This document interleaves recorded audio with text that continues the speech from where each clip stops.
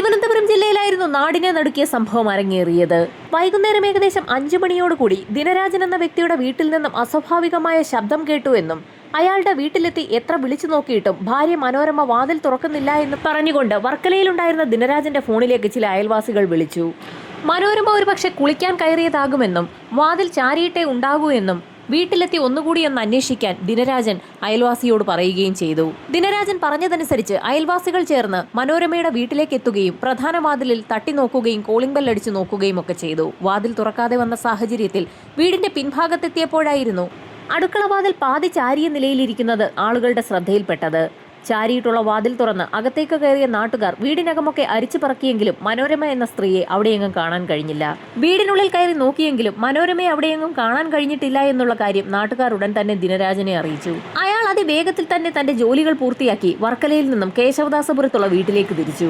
ദിനരാജൻ എത്തുമ്പോഴേക്കും അയാളുടെ വീടും പരിസരവുമാകെ ആളുകളെ കൊണ്ട് നിറഞ്ഞിരുന്നു. ആളുകൾക്കൊപ്പം വീടിനുള്ളിലേക്ക് കയറിയ ദിനരാജൻ ആദ്യം കാണുന്നത് പ്രധാന ഹാളിൽ മേശപ്പുറത്ത് വെച്ചിരിക്കുന്ന കണ്ണടയാണ്. ഭാര്യ മനോരമ കണ്ണട ധരിക്കാതെ പുറത്തേക്ക് പോകാറില്ല. അതുകൊണ്ട് തന്നെ ദിനരാജന് ചില സംശയങ്ങൾ തോന്നി. തലേ ദിവസം ബാങ്കിൽ നിന്നും ദിനരാജൻ പണം പിൻവലിച്ചിരുന്നു. ആ പണം അലമാരയിൽ തന്നെ ഉണ്ടോ എന്ന് അതിവേഗത്തിൽ തന്നെ അയാൾ നോക്കുകയും ചെയ്തു. എന്നാൽ അലമാര തുറന്നു നോക്കിയപ്പോൾ അതിൽ പണം ഉണ്ടായിരുന്നില്ല. ഇനി കാത്തിരിക്കുന്നതിൽ അർത്ഥമില്ല എന്നും ഉടൻ തന്നെ വിവരം പോലീസിൽ അറിയിക്കണമെന്നും നാട്ടുകാരിൽ ചിലർ പറഞ്ഞു. ഉടൻ തന്നെ ദിനരാജനും ചില നാട്ടുകാരും ചേർന്ന് സ്റ്റേഷനിലെത്തി പരാതിയും നൽകി. ഹയർ സെക്കൻഡറി എഡ്യൂക്കേഷൻ ഡിപ്പാർട്ട്മെന്റിൽ നിന്നും സീനിയർ സൂപ്രണ്ടായി റിട്ടയർ ചെയ്ത വ്യക്തിയാണ് മനോരമ എന്ന സ്ത്രീ. ആ സ്ത്രീയെയും ആ വീട്ടിൽ സൂക്ഷിച്ചിരുന്ന പണവുമാണ് ഇപ്പോൾ കാണാതെയായിരിക്കുന്നത്. പരാതി രജിസ്റ്റർ ചെയ്ത ഉടൻ തന്നെ പോലീസ് സംഘം അന്വേഷണവും ആരംഭിച്ചു. ഉടൻ തന്നെ SI അടങ്ങുന്ന സംഘം ദിനരാജന്റെ വീട്ടിലെത്തുകയും വീടിനുള്ളിലൊക്കെ ഒരു തിരച്ചിൽ നടത്തുകയും ചെയ്തു. എന്നാൽ ആ വീടിനുള്ളിൽ നിന്നും അസ്വാഭാവികമായ ഒന്നും തന്നെ കണ്ടെത്താൻ കഴിയാത്ത സാഹചര്യത്തിൽ പോലീസിന്റെ അന്വേഷണം സമീപത്തുള്ള വീടുകളിലേക്ക് കൂടി വ്യാപിച്ചു. സമീപത്തുള്ള വീടുകളിലൊക്കെ പോലീസുകാരും നാട്ടുകാരും ചേർന്ന് പരിശോധന ആരംഭിച്ചു. ഇതിനിടയിൽ അന്വേഷണവുമായി സഹകരിക്കുന്ന ചില ചെറുപ്പക്കാർ അയൽപക്കത്തുള്ള ആൾതാമസമില്ലാത്ത വീടിന്റെ കോമ്പൗണ്ടിലേക്ക് കടക്കുകയും ആ വീടും പരിസരവും ഒക്കെ ഒന്ന് നിരീക്ഷിക്കുകയും ചെയ്തു. അങ്ങനെ തിരച്ചിൽ നടത്തുന്നതിനിടയിലായിരുന്നു ആ വീടിന് സമീപത്തുള്ള കിണറിലേക്ക് ചെറുപ്പക്കാരുടെ ശ്രദ്ധ പതിയുന്നത്. വീട്ടിൽ ആൾതാമസമില്ലാത്തതുകൊണ്ട് തന്നെ കിണർ മലിനമാകാതിരിക്കുന്നതിന് വേണ്ടി കിണറിന്റെ മുകൾ ഭാഗം കമ്പി കൊണ്ടുള്ള ഗ്രില്ല് കൊണ്ട് അടച്ചിരിക്കുകയാണ്. ആ മൂടിയിലേക്ക് നോക്കിയ ചെറുപ്പക്കാർക്ക് ഒരു സംശയം തോന്നി. അതിന്റെ മൂടി തുറന്നിരിക്കുകയാണ്. ആ മൂടിയുടെ തുറക്കുന്ന ഭാഗം ഇളകി കിണറ്റിലേക്ക് വീണിരിക്കുകയാണ്. സംശയം തോന്നിയ ചെറുപ്പക്കാർ കൈവശമുണ്ടായിരുന്ന മൊബൈലിലെ ടോർച്ച് ഉപയോഗിച്ച് കിണറിനുള്ളിലേക്ക് അടിച്ചു നോക്കിയെങ്കിലും അകത്ത് യാതൊന്നും കാണാൻ കഴിഞ്ഞില്ല. ചെറുപ്പക്കാർ വിവരം അറിയിച്ചതിനെ തുടർന്ന് അയൽവീടുകളിൽ തിരച്ചിലിന് പോയ പോലീസുകാരും മറ്റു നാട്ടുകാരും അവിടേക്ക് ഓടിയെത്തി. നാട്ടുകാരിൽ ചിലർ നീളമുള്ള കമ്പുകൾ ഉപയോഗിച്ച് കിണറിനുള്ളിലേക്ക് കുത്തി നോക്കി. അങ്ങനെ കുത്തുന്നതിനിടയിലായിരുന്നു എന്തോ ഒന്നിൽ കമ്പ് തടയുന്നതായി നാട്ടുകാർക്ക് സംശയം തോന്നിയത്. അതിനുള്ളിൽ എന്തോ ഉണ്ടെന്ന് പോലീസുകാർക്ക് മനസ്സിലായി. കൂടുതൽ വെളിച്ചം സംഘടിപ്പിച്ച് കിണറ്റിലേക്ക് അടിച്ചു നോക്കിയപ്പോൾ അതിനുള്ളിൽ ഒരു ബോഡി കിടക്കുന്നത് പോലീസുകാരുടെയും നാട്ടുകാരുടെയും ശ്രദ്ധയിൽപ്പെട്ടു. പോലീസ് വിവരമറിയിച്ചതിനെ തുടർന്ന് ഫയർഫോഴ്സ് സംഭവസ്ഥലത്തേക്ക് എത്തുകയും കിണറ്റിനുള്ളിൽ ഉണ്ടായിരുന്ന ബോഡി പുറത്തേക്ക് എത്തിക്കുകയും ചെയ്തു. തീർത്തും നടുക്കുന്ന ഒരു കാഴ്ചയാണ് നാട്ടുകാർ കണ്ടത്. കഴുത്ത് പാതി അറ്റ നിലയിൽ മനോരമ എന്ന സ്ത്രീയുടെ മൃതദേഹമാണ് കിണറ്റിനുള്ളിൽ ഉണ്ടായിരുന്നത്. ആ സ്ത്രീയുടെ കാലിന്റെ ഭാഗത്ത് വലിയൊരു കല്ല് കയറുപയോഗിച്ച് കെട്ടിവെച്ചിരിക്കുകയാണ്. മനോരമയെ കിണറ്റിലേക്ക് തള്ളിയിട്ട വ്യക്തികൾ അവരുടെ ശരീരം മുകളിലേക്ക് പൊങ്ങി വരാതിരിക്കുന്നതിനു വേണ്ടി ശരീരത്തോട് ചേർത്ത് കല്ലുകൂടി കെട്ടിയിരിക്കുകയാണ്. അവരുടെ ശരീരമാകെ മൂർച്ചയേറിയ ആയുധം ഉപയോഗിച്ച് വെട്ടിമുറിച്ചിരിക്കുകയാണ്. തന്റെ ഭാര്യയെ ആരൊക്കെയോ ചേർന്ന് അതിക്രൂരമായി കൊലപ്പെടുത്തിയിരിക്കുകയാണെന്ന് ദിനരാജന് വ്യക്തമായി.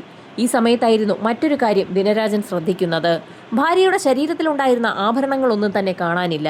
നേരത്തെ വീട്ടിൽ നിന്നും പണം കളവ് പോയ കാര്യം സ്റ്റേഷനിൽ ദിനരാജൻ അറിയിച്ചിരുന്നതാണ്. ഇപ്പോൾ ഭാര്യ മനോരമയുടെ കഴുത്തിലും കയ്യിലും ഉണ്ടായിരുന്ന ആഭരണങ്ങളും കാണാനില്ല. സമയം ഒരുപാട് വൈകിയത് കൊണ്ട് തന്നെ ഇൻക്വസ്റ്റ് നടപടികൾ പൂർത്തിയാക്കുന്നതിന് മുൻപ് തന്നെ മൃതദേഹം മെഡിക്കൽ കോളേജിലേക്ക് ഷിഫ്റ്റ് ചെയ്തു. തൊട്ടടുത്ത ദിവസം മെഡിക്കൽ കോളേജിൽ വെച്ച് തന്നെയാണ് ഇൻക്വസ്റ്റ് നടപടികൾ ആരംഭിച്ചത്. ഇതിനിടയിൽ ഒരു സംഘം പോലീസുകാർ മനോരമയുടെ വീടിന്റെ പരിസരത്തുള്ള ആളുകളിൽ നിന്നും വിവരങ്ങൾ ശേഖരിക്കുന്ന നടപടികൾ ആരംഭിച്ചു. മനോരമയുടെ വീടിനോട് ചേർന്നുള്ള ഒരു വീട്ടിൽ പണി നടക്കുകയാണ്. അവിടെ ചില വ്യക്തികളൊക്കെ താമസിക്കുന്നുമുണ്ട്. ബംഗാളികൾ എന്ന് വിളിക്കപ്പെടുന്ന വ്യക്തികളാണ് അവിടെ താമസിക്കുന്നത്. അവിടെ വിവരങ്ങൾ തിരക്കിയപ്പോൾ പോലീസ് സംഘത്തിന് ഒരു കാര്യം മനസ്സിലായി. 5 പേർ താമസിക്കുന്ന ആ വീട്ടിൽ ഇപ്പോൾ 4 പേർ മാത്രമേ ഉള്ളൂ. തലേ ദിവസം വൈകുന്നേരം മുതൽ ഒരാളെ കാണാനില്ല. തലേ ദിവസം മുഴുവനും പോലീസ് സംഘം തിരച്ചിലിനായി ആ പ്രദേശത്ത് തന്നെ ഉണ്ടായിരുന്നു. ഈ സമയത്ത് ഒരു വ്യക്തിയെ കാണാനില്ല എന്നുള്ള വിവരം എന്തുകൊണ്ടാണ് പോലീസിൽ അറിയിക്കാഞ്ഞതെന്ന് ബാക്കിയുള്ള 4 പേരോടും പോലീസ് സംഘം ചോദിച്ചു. യഥാർത്ഥത്തിൽ നാട്ടുകാർക്കൊപ്പം ആ ചെറുപ്പക്കാരും തിരച്ചിലിൽ കൂടിയിരുന്നു. അതുകൊണ്ട് തന്നെ ഒരാൾ മിസ്സിംഗ് ആണെന്നുള്ള വിവരം അവരപ്പോൾ അത്ര ശ്രദ്ധിച്ചില്ല എന്നായിരുന്നു അവർ പോലീസിന് മൊഴി നൽകിയത്. എന്നാൽ കൂട്ടത്തിലുള്ള ചെറുപ്പക്കാരൻ മിസ്സായ വിവരം ബാക്കിയുള്ളവർ രാത്രി ഏകദേശം 8 മണിയോടുകൂടി അറിഞ്ഞിരുന്നു. രാത്രി 11 മണിയോടുകൂടിയാണ് മനോരമ എന്ന സ്ത്രീയുടെ മൃതദേഹം കിണറ്റിനുള്ളിൽ നിന്നും പോലീസും നാട്ടുകാരും ചേർന്ന് പുറത്തെടുത്തത്. അത്രയും സമയം പോലീസുകാരവിടെ ഉണ്ടായിട്ടും ആ വ്യക്തിയെ കാണാതെയായ വിവരം എന്തുകൊണ്ടാകാം നാൽവർ സംഘം പോലീസിനോട് പറയാതിരുന്നതെന്ന് സംശയം തോന്നി. നാൽവർ സംഘത്തിന്റെ പെരുമാറ്റത്തിൽ സംശയം തോന്നിയ പോലീസ് സംഘം അവരോട് കൂടുതൽ കാര്യങ്ങൾ ചോദിച്ചറിഞ്ഞു. ആ സമയത്തായിരുന്നു കൂട്ടത്തിലൊരാൾ ചില കാര്യങ്ങൾ പോലീസിനോട് പറയുന്നത്. സംഭവ സ്ഥലത്ത് നിന്നും പുറപ്പെട്ടു പോയിട്ടുള്ള യുവാവിന്റെ പേര് ആദം അലി എന്നാണ്. അയാളും ഒരു ബംഗാൾ സ്വദേശിയാണ്. തലേ ദിവസം ഉച്ച കഴിഞ്ഞ സമയത്ത് മനോരമ എന്ന സ്ത്രീയുടെ വീട്ടിൽ നിന്നും ആദം അലി കിതച്ചുകൊണ്ട് ഓടി വരുന്ന കാഴ്ചയായിരുന്നു നാൽവർ സംഘം കണ്ടത്. കാര്യമെന്താണെന്ന് ആദമിനോട് ചോദിച്ച സമയത്ത് മനോരമ എന്ന സ്ത്രീയുമായി താൻ വഴക്കുണ്ടാക്കിയെന്നും ആ സ്ത്രീയെ താൻ തല്ലിയെന്നുമായിരുന്നു ആദം പറഞ്ഞത്. ഇനിയും അവിടെ നിന്നു കഴിഞ്ഞാൽ ആ വീട്ടുകാർ തന്നെ പോലീസിലേൽപ്പിക്കാൻ സാധ്യതയുള്ളതിനാൽ താൻ പോകുന്നു എന്ന് പറഞ്ഞുകൊണ്ട് ബാഗും എടുത്തുകൊണ്ടായിരുന്നു ആദം അലി അവിടെ നിന്നും ഓടിപ്പോയത്. ആ സംഭവം കഴിഞ്ഞ് ഏകദേശം 2 മണിക്കൂറുകൾ കഴിഞ്ഞപ്പോഴായിരുന്നു മനോരമ എന്ന സ്ത്രീയെ കാണാനില്ല എന്ന് പറഞ്ഞുകൊണ്ട് നാട്ടുകാർ തിരച്ചിൽ നടത്തിയത്. പോലീസിനോട് ഇക്കാര്യങ്ങളൊക്കെ തുറന്നു സമ്മതിക്കാൻ ഭയമുള്ളതുകൊണ്ടാണ് തങ്ങൾ ഇതുവരെ പറയാതിരുന്നതെന്നുകൂടി നാൽവർ സംഘം പോലീസിനോട് പറഞ്ഞു. ബംഗാളികളെ ആ വീട്ടിൽ താമസിപ്പിച്ചിരിക്കുന്ന കോൺട്രാക്ടറുമായി ബന്ധപ്പെട്ട് ബംഗാളികളുടെയൊക്കെ ഡീറ്റെയിൽസ് എടുക്കുന്നതിന് പോലീസ് സംഘം ഒരു ശ്രമം നടത്തി. കൂട്ടത്തിൽ ആദം അലിയെക്കുറിച്ചുള്ള മുഴുവൻ വിവരങ്ങളും ശേഖരിക്കാൻ ഒരു സംഘം പോലീസുകാർ പുറപ്പെട്ടു. ഇതേ സമയം തന്നെ എസ് ഐ ഉൾപ്പെടുന്ന സംഘം മനോരമ കിടന്ന കിണറിന് സമീപത്ത് ഒരു പരിശോധന നടത്തി. ആ സമയത്താണ് ചില കാര്യങ്ങളൊക്കെ പോലീസിന്റെ ശ്രദ്ധയിൽപ്പെടുന്നത്. കിണറിന്റെ ഭാഗത്തുകൂടി എന്തോ ഒന്ന് വലിച്ചിഴച്ച് കൊണ്ടുപോയതിന്റെ എല്ലാ ലക്ഷണങ്ങളുമുണ്ട്. വലിച്ചു കൊണ്ടുപോയിരിക്കുന്നത് ഭാരമുള്ള എന്തോ വസ്തുവാണ്. ആ 2 വീടുകളുടെയും കോമ്പൗണ്ടുകൾ തമ്മിൽ വേർതിരിക്കുന്ന ഭാഗത്ത് രക്തത്തുള്ളികൾ വീണ് കിടപ്പുണ്ട്. മനോരമ എങ്ങനെയാകാം അവരുടെ വീടിന്റെ കോമ്പൗണ്ടിൽ നിന്നും കിണറുള്ള വീടിന്റെ ഭാഗത്തേക്ക് എത്തിയതെന്ന് പോലീസിന് സംശയം തോന്നി. ഈ സമയത്തായിരുന്നു സമീപത്തുള്ള മറ്റൊരു വീട് പോലീസുകാരുടെ ശ്രദ്ധയിൽപ്പെടുന്നത്. അവിടെ അത്ഭുതപ്പെടുത്തുന്ന ഒരു കാഴ്ചയാണ് പോലീസ് സംഘം കണ്ടത്. സംഭവം നടന്ന കിണറിരിക്കുന്ന ഭാഗത്തേക്ക് ദർശനം വരുന്ന രീതിയിൽ ആ വീട്ടിൽ ഒരു CCTV ക്യാമറയുണ്ട്. പോലീസ് സംഘം ഉടൻ തന്നെ ആ വീട്ടിലെത്തുകയും CCTV വിശദമായി തന്നെ പരിശോധിക്കുകയും ചെയ്തു. അമ്പരപ്പിക്കുന്ന ചില രംഗങ്ങളാണ് പോലീസ് സംഘം CCTV വിഷ്വൽസ് പരിശോധിച്ചപ്പോൾ കണ്ടത്. സംഭവം നടന്ന ദിവസം വൈകുന്നേരം ആദം അലി ആ കിണറിന്റെ ഭാഗത്തേക്ക് എത്തിയിട്ടുണ്ട്. അയാൾ ഒറ്റയ്ക്കാണ് കിണറിന്റെ ഭാഗത്തേക്ക് എത്തിയിട്ടുള്ളത്. അവൻ ശരിക്കും ബുദ്ധിമുട്ടിയാണ് ആ കിണറിന്റെ ഭാഗത്തേക്ക് നടന്നു വരുന്നത്. അവന്റെ കയ്യിൽ എന്തോ ഉണ്ടെന്ന് പോലീസ് സംഘത്തിന് മനസ്സിലായി. അവൻ കയ്യിൽ കൊണ്ടുവന്നിട്ടുള്ളത് ഭാരമേറിയ എന്തോ വസ്തുവാണ്. അത് കിണറ്റിലേക്ക് ഇടാൻ അവൻ ശ്രമിച്ചിട്ടുണ്ടെന്നും CCTV വിഷ്വൽസിൽ നിന്നും വ്യക്തമായി. എന്നിരുന്നാലും സംഭവം നടന്ന ദിവസം വൈകുന്നേരം ആദം അലി കിണറിന് സമീപത്തേക്ക് എത്തിയിട്ടുണ്ടെന്ന് പോലീസ് സംഘം ഉറപ്പിച്ചു. അത് മാത്രവുമല്ല, ആദമിന്റെ സുഹൃത്തുക്കൾ പറഞ്ഞതനുസരിച്ച് സംഭവം നടന്ന ദിവസം ആദം അലി മനോരമ എന്ന സ്ത്രീയെ ഉപദ്രവിച്ചിട്ടുണ്ട്. മനോരമയുടെ മരണവുമായി ആദമിന് ബന്ധമുണ്ടെന്ന് തന്നെ പോലീസ് സംഘം ഉറപ്പിച്ചു. അവൻ ബംഗാളിലേക്ക് കടന്നു കളഞ്ഞിരിക്കാമെന്നുറപ്പിച്ച പോലീസ് സംഘം തമ്പാനൂർ റെയിൽവേ സ്റ്റേഷനിലെത്തുകയും അവിടുത്തെ CCTV വിഷ്വൽസ് പരിശോധിക്കുകയും ചെയ്തു. വൈകുന്നേരം 4:45 ആദം അലി റെയിൽവേ സ്റ്റേഷനിലെത്തിയതിന്റെ എല്ലാ തെളിവുകളും പോലീസ് സംഘത്തിന് ലഭിച്ചു. റെയിൽവേ സ്റ്റേഷനിൽ നിന്നും 4:15 ഷാലിമാർ എക്സ്പ്രസ് പുറപ്പെടും. എന്നാൽ ആദം അലി എത്തിയതാകട്ടെ 4:45. അതുകൊണ്ട് തന്നെ അയാൾക്ക് ട്രെയിൻ കിട്ടിക്കാണാൻ സാധ്യതയില്ല എന്ന് പോലീസ് സംഘം ഉറപ്പിച്ചു. പിന്നീട് ബംഗാളിലേക്ക് പോകണമെങ്കിൽ അടുത്ത ട്രെയിനിന് വേണ്ടി ഒരു ദിവസം കാത്തിരിക്കേണ്ടി വരും.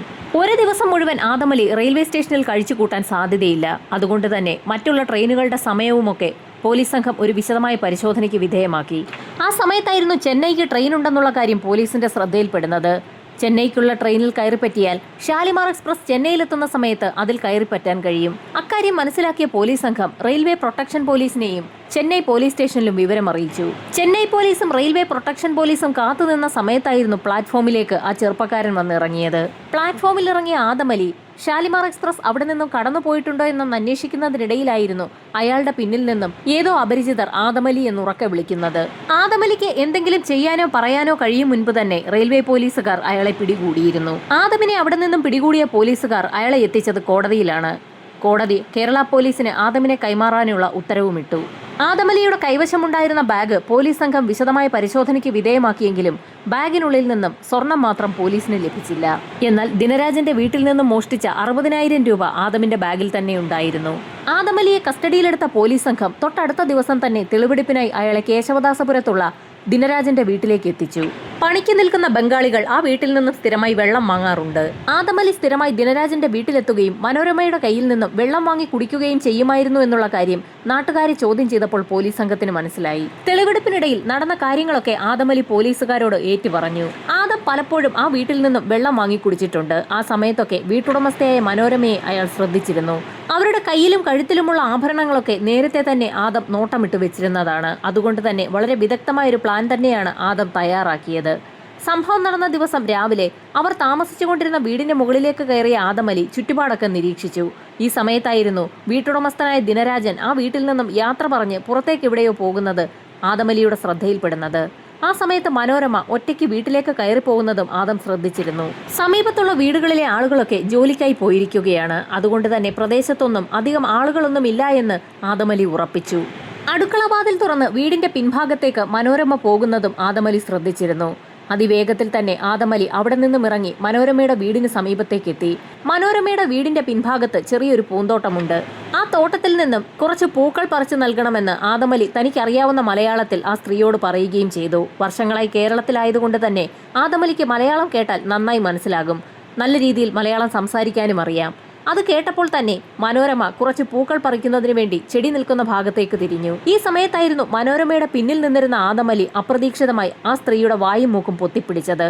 അവർ ശബ്ദമുണ്ടാക്കാൻ ശ്രമിച്ച സമയത്തായിരുന്നു കൈവശമുണ്ടായിരുന്ന കത്തി ഉപയോഗിച്ച് മനോരമയുടെ കഴുത്തിലേക്ക് ആഞ്ഞു വെട്ടിയത്. ശേഷം മനോരമയുടെ സാരിത്തലപ്പ് ഉപയോഗിച്ച് തന്നെ ആദമലി അവരുടെ കഴുത്തിൽ കുരുക്കിടുകയും അത് മുറുക്കുകയും ചെയ്തു. ഏതാനും നിമിഷങ്ങൾക്കകം തന്നെ ആ സ്ത്രീയുടെ മരണം സംഭവിക്കുകയും അവർ താഴെ വീഴുകയും ചെയ്തു. ഈ സമയത്തായിരുന്നു ഞെട്ടിക്കുന്ന ഒരു കാര്യം ആദമലിക്ക് മനസ്സിലായത്. ആ സ്ത്രീയുടെ ശരീരത്തിൽ ആഭരണങ്ങളൊന്നുമില്ല. ഏതാനും നിമിഷങ്ങൾക്ക് മുൻപ് ദിനരാജനെ യാത്രയാക്കാൻ മനോരമ വീടിന്റെ മുൻഭാഗത്തെത്തിയപ്പോൾ വീടിന്റെ മുകളിൽ നിന്നും ആ വീട് നിരീക്ഷിച്ചുകൊണ്ടിരുന്ന ആദമലി മനോരമയുടെ ശരീരത്തിൽ ആഭരണങ്ങൾ കിടക്കുന്നത് കണ്ടതാണ്. ആ സ്ത്രീ കുളിക്കാൻ പോകുന്നതിന് മുന്നോടിയായി തന്റെ ആഭരണങ്ങൾ ഊരിവെച്ചതാകാമെന്ന് ആദമലിക്ക് മനസ്സിലായി. കഴിഞ്ഞ ഒരു മാസത്തെ നിരീക്ഷണത്തിനിടയിൽ ആദമലി അക്കാര്യങ്ങളൊക്കെ മനസ്സിലാക്കി വെച്ചിട്ടുണ്ട്. എത്രയും വേഗം മനോരമയുടെ മൃതദേഹം അവിടെ നിന്ന് മാറ്റണമെന്ന് ആദമലി തീരുമാനിച്ചു. അതിനുള്ള മാർഗവും നേരത്തെ തന്നെ ആദം മനസ്സിൽ കണ്ടിട്ടുണ്ട്. ദിനരാജന്റെ വീടിനോട് ചേർന്നുള്ള ആൾതാമസമില്ലാത്ത വീടിന്റെ കിണറ്റിൽ മനോരമയുടെ മൃതദേഹം തള്ളാനാണ് ആദമലി തീരുമാനിച്ചിട്ടുള്ളത്. എന്നാൽ ദിനരാജന്റെ വീടും സമീപത്തെ വീടും തമ്മിൽ വേർതിരിക്കുന്ന ഒരു മതിലുണ്ട്. ആ മതിലിന് മുകളിലാകട്ടെ നിറയെ ആണിയടിച്ച് വെച്ചിരിക്കുകയാണ്. അതിനു മുകളിലൂടെ എങ്ങനെ മനോരമയുടെ മൃതദേഹം ആ കിണറിന് സമീപത്തേക്ക് എത്തിക്കുമെന്ന് ആദമലി ആലോചിക്കുന്നതിനിടയിലായിരുന്നു മനോരമയുടെ വീടിന്റെ പിൻവശത്ത് ഉണക്കാനിട്ടിരിക്കുന്ന തൊണ്ടുകൾ അയാളുടെ ശ്രദ്ധയിൽപ്പെട്ടത്. അതിവേഗത്തിൽ തന്നെ ആദം ആ തൊണ്ടുകൾ പറക്കി മതിലിന് മുകളിൽ പിടിപ്പിച്ചിട്ടുള്ള ആണികൾക്ക് മുകളിലേക്ക് നിരത്തിവെച്ചു. ഒരു മെത്ത പോലെ തന്നെ ആ തൊണ്ടുകൾ മതിലിന് മുകളിൽ അടുക്കി. അതിനുശേഷം മനോരമയുടെ മൃതദേഹം ആ മതിലിനോട് ചേർത്ത് നിർത്തുകയും ചെയ്തു. അതിനുശേഷം ആ തൊണ്ടിൽ ചവിട്ടി ആദം മറുപുറത്ത് ചാടുകയും അവിടെ നിന്നുകൊണ്ട് തന്നെ മനോരമയുടെ തല പിടിച്ചു വലിച്ച് തല താഴോട്ട് കൊണ്ടുവന്ന് അതിസാഹസികമായി അവരുടെ മൃതദേഹം മറുപുറത്തെത്തിച്ചു.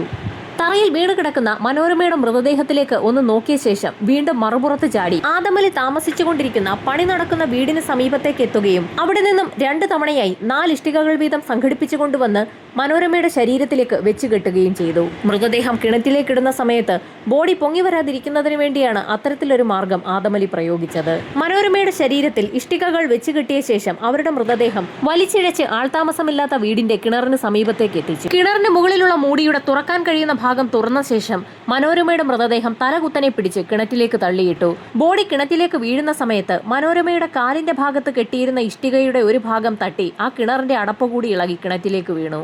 അതിഭീകര ശബ്ദത്തിൽ മനോരമയുടെ മൃതദേഹം കിണറ്റിൽ പതിച്ച സമയത്തായിരുന്നു സമീപത്തെ വീട്ടിലുള്ള ഒരു സ്ത്രീ ആ ശബ്ദം കേട്ടതും നാട്ടുകാരെയൊക്കെ വിവരമറിയിച്ചതും. ഇതിനിടയിൽ ദിനരാജന്റെ വീട്ടിൽ കയറി അലമാരിയിലുണ്ടായിരുന്ന 60,000 രൂപയും ആദമലി കവർന്നെടുത്തിരുന്നു. അവിടെ നിന്നും അവർ താമസിച്ചുകൊണ്ടിരുന്ന വീട്ടിലെത്തി ബാഗ് എടുക്കുന്നതിനിടയിലായിരുന്നു മുറിയിലുണ്ടായിരുന്ന കൂട്ടുകാരൊക്കെ ആദമിനോട് വിവരങ്ങൾ ചോദിച്ചത്. ഈ സമയത്ത് അയൽപക്കത്തെ വീട്ടിലെ മനോരമ എന്ന സ്ത്രീയുമായി താൻ വഴക്കുണ്ടായെന്നും ആ സ്ത്രീയെ താൻ തല്ലിയെന്നും ഇനി ഇവിടെ നിന്നു കഴിഞ്ഞാൽ പോലീസ് തന്നെ പിടികൂടാൻ സാധ്യതയുണ്ടെന്നും അതുകൊണ്ട് താൻ ഇവിടെ നിന്നും പോവുകയാണെന്നും ആദം കൂട്ടുകാരോട് പറഞ്ഞു. ആ സ്ത്രീയെ കൊലപ്പെടുത്താൻ ഉപയോഗിച്ച കത്തി എവിടെയെന്നുള്ള പോലീസിന്റെ ചോദ്യത്തിന് ആദം പോലീസുകാരെ സമീപത്തുള്ള ഒരു ഓടയ്ക്കടുത്തേക്കാണ് കൊണ്ടുപോയത്. ആ ഓടയിൽ നിന്നും ആദമിനെ കൊണ്ട് തന്നെ പോലീസ് സംഘം ആ കത്തി കണ്ടെടുപ്പിച്ചു. ഇനി പോലീസിന് അറിയേണ്ടത് മനോരമയുടെ ശരീരത്തിലുണ്ടായിരുന്ന സ്വർണ്ണാഭരണങ്ങൾ എവിടെയെന്നുള്ളതാണ്. എന്നാൽ സ്വർണം താൻ എടുത്തിട്ടില്ല എന്നുള്ള മറുപടിയാണ് ആദം പോലീസിന് നൽകിയത്. മനോരമയെ കൊലപ്പെടുത്തിയ ശേഷം ദിനരാജന്റെ വീടിനുള്ളിലൊക്കെ ആദമലി വിശദമായൊരു തിരച്ചിൽ നടത്തിയിരുന്നു. എന്നാൽ ആ തിരച്ചിലിൽ ആദമിന് ആഭരണങ്ങൾ ലഭിച്ചില്ല. പകരം അലമാരയിലുണ്ടായിരുന്ന 60,000 രൂപ മാത്രമാണ് ലഭിച്ചത്. എത്ര ചോദ്യം ചെയ്തിട്ടും ആഭരണങ്ങൾ താൻ എടുത്തിട്ടില്ല എന്ന മൊഴിയിൽ തന്നെയാണ് ആദം ഉറച്ചു നിന്നത്. ഈ സമയത്തായിരുന്നു മനോരമയുടെ ഭർത്താവ് ദിനരാജന് ഒരു സംശയം തോന്നിയത്. മനോരമ കുളിക്കാൻ പോകുന്നതിന് മുൻപ് ആഭരണങ്ങൾ അഴിച്ചു വെക്കാറുണ്ട്. അതെവിടെയാണെന്നും ദിനരാജൻ അറിയാം. സംശയം തോന്നിയ ദിനരാജൻ വീടിനുള്ളിലേക്ക് കടന്ന് ഫ്രിഡ്ജിരിക്കുന്ന ഭാഗത്ത് ഒരു തിരച്ചിൽ നടത്തി. തിരച്ചിലിനൊടുവിൽ ഫ്രിഡ്ജിന് മുകളിൽ ഒരു കവറിലിട്ട് വെച്ച നിലയിൽ മനോരമയുടെ ആഭരണങ്ങൾ കണ്ടെത്തുകയും ചെയ്തു. തെളിവെടുപ്പ് പൂർത്തിയാക്കിയ പോലീസ് സംഘം കുറ്റപത്രം തയ്യാറാക്കി കോടതിയിൽ സമർപ്പിച്ചു. ആദമലിക്ക് വേണ്ടി വാദിക്കാനെത്തിയത് പ്രഗത്ഭരായ വക്കീലന്മാരാണ്. വാദപ്രതിവാദങ്ങൾ പൂർത്തിയായപ്പോഴേക്കും സമയം ഏകദേശം ഉച്ചയോടടുത്തിരുന്നു. അതുകൊണ്ട് തന്നെ ഉച്ചയ്ക്ക് ശേഷം വിധി പ്രഖ്യാപിക്കുമെന്ന് ജഡ്ജി അറിയിക്കുകയും ചെയ്തു. ഉച്ചയ്ക്ക് ശേഷം കോടതി കൂടിയ സമയത്തായിരുന്നു അപ്രതീക്ഷിതമായി എല്ലാവരെയും അമ്പരപ്പിച്ചുകൊണ്ട് ആദമലി അവിടെ നിന്നും ഇറങ്ങി ഓടിയത്. പ്രതിക്കൂട്ടിലുണ്ടായിരുന്ന പ്രതി ആദമലി ഇറങ്ങി ഓടിയത് വലിയ വാർത്തയായി. താഴത്തെ നിലയിലുണ്ടായിരുന്ന പോലീസുകാരും വക്കീലന്മാരും എല്ലാവരും ആദമലിയുടെ പിന്നാലെ ഓടാൻ തുടങ്ങി. വിധി പറയുന്നതിന് മുൻപ് തന്നെ കോടതിയിൽ നിന്നും പ്രതി ഇറങ്ങി ഓടുന്ന കാഴ്ച തീർത്തും അമ്പരപ്പുളവാക്കുന്നതായിരുന്നു. എന്നാൽ മിടുക്കന്മാരായ കേരള പോലീസ് ആകട്ടെ ആദമിനെ കോടതി വളപ്പിൽ വെച്ച് തന്നെ ഓടിച്ചിട്ട് പിടിച്ചു. പോലീസ് സംഘം വീണ്ടും ആദമിനെ കോടതിക്കുള്ളിലേക്ക് എത്തിച്ചു. ആദമിന്റെ പ്രായം കൂടി കണക്കിലെടുത്ത് കോടതി അവന് ജീവപര്യന്തം തടവാണ് വിധിച്ചത്. അതോടൊപ്പം തന്നെ 90,000 രൂപ പിഴയും. കോടതി വിധിക്കെതിരെ ഹൈക്കോടതിയിൽ ഇപ്പോൾ ആദമലി അപ്പീൽ നൽകിയിരിക്കുകയാണ്. വിധിയിൽ എന്തെങ്കിലും മാറ്റമുണ്ടാകുമോ എന്നുള്ളത് ഉടൻ തന്നെ അറിയാൻ കഴിയും.